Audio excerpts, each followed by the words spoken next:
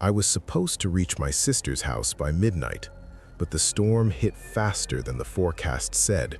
Cold rain, fog so thick I couldn't see more than a few meters ahead. My wipers stopped twice. My hands shook on the steering wheel. I told myself it was safer to stop somewhere, anywhere. That's how I ended up at Sable Pines Motel, a place I'd never heard of, standing alone on a deserted stretch of highway. The sign flickered. The parking lot was almost empty. Only one other car, a dirty silver sedan with fogged windows.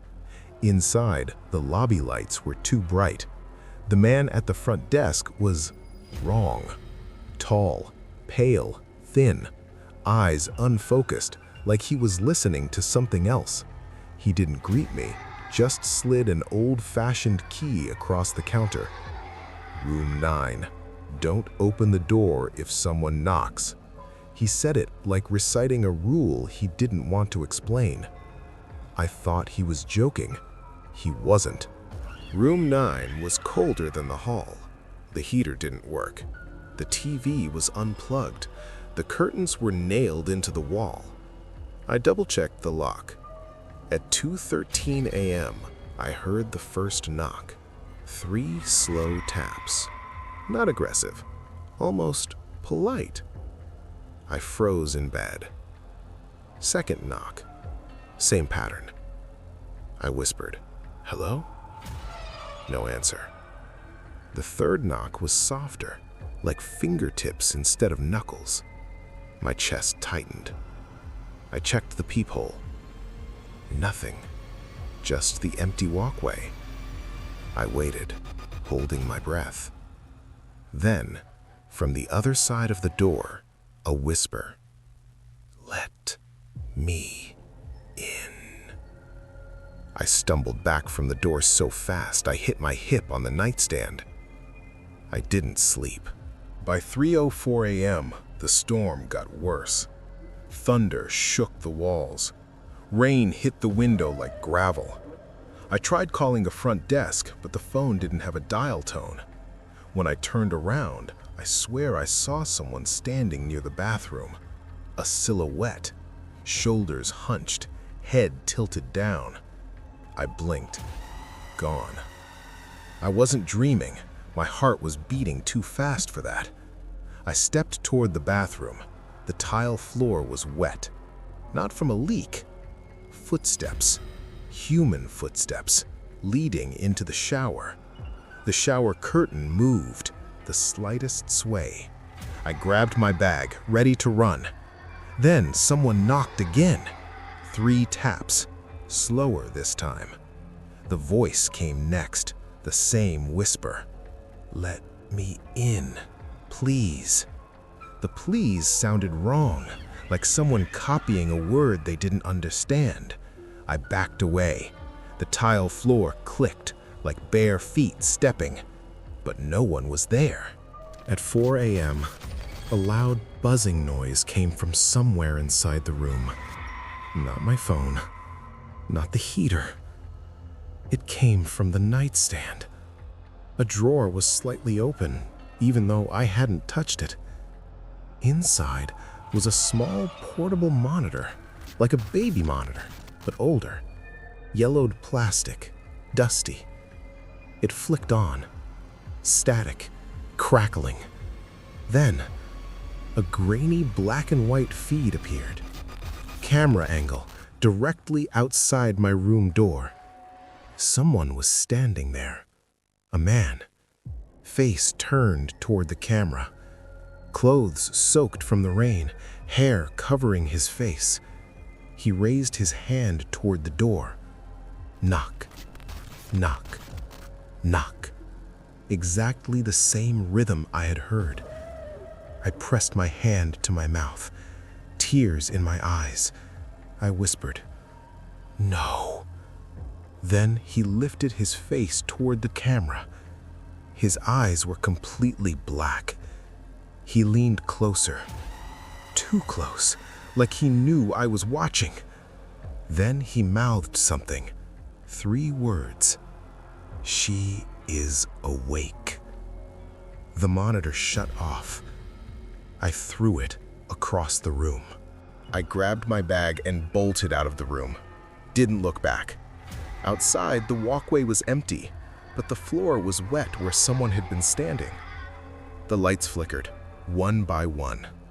I ran for the lobby. The front desk man was still there, sitting stiffly, eyes wide open, staring at nothing. I cried, "Someone is outside my room. He was watching. There was a camera." He didn't react, didn't blink. I shook his arm. He toppled sideways, as in literally fell sideways off the chair. His skin was cold, his body stiff. He'd been dead for hours. A radio behind the desk crackled. A voice came through. "Room 9 again? Is she still in there?" I backed away. The radio continued. "Tell her not to open the door. Last one opened the door." Static. Then silence. I didn't stay to hear more. I ran back toward the exit, but the hallway lights cut out one by one as I passed. The storm outside felt safer than staying inside. Something moved behind me. Heavy steps. I turned. The man from the camera stood at the end of the hallway. Same soaked clothes, same hair covering his face, same wrong stillness between steps, as if he didn't walk but glitched into each new position. He spoke without lifting his head. "You weren't supposed to see me." I sprinted to the door, pushed it open. The storm hit me full force, wind, rain, cold, but I kept running. Behind me, I heard, "Come back." No echo, just his voice, calm, level, certain. I didn't stop until I reached my car. The silver sedan I saw earlier was still there, but now the inside windows weren't fogged. They were cracked, shattered, and the back seat was full of water. I drove until sunrise. Didn't look in the mirrors, didn't stop. When I finally reached a gas station, I asked the cashier about Sable Pines Motel.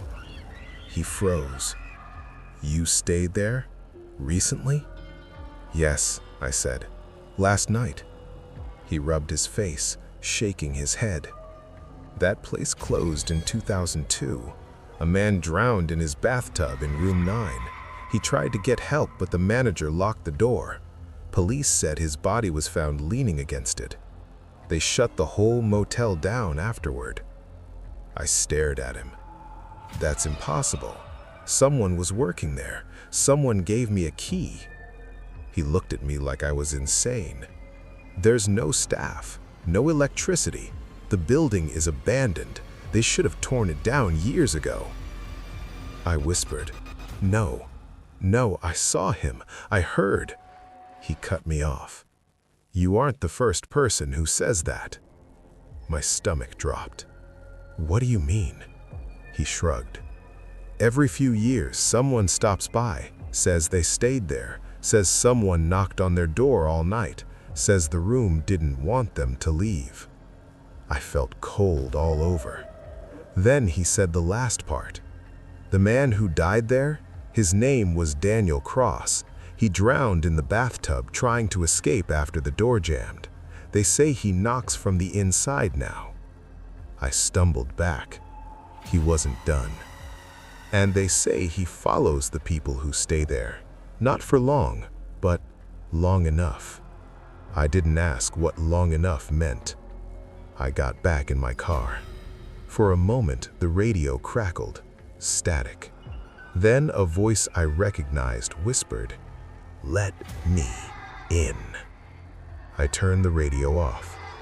I haven't slept normally since, but every so often, at 2:13 a.m., I hear 3 slow taps on my front door. I don't open it, not after that night. Not after I found wet footprints in my hallway. Not after I realized I never returned the room key, and something wants it back.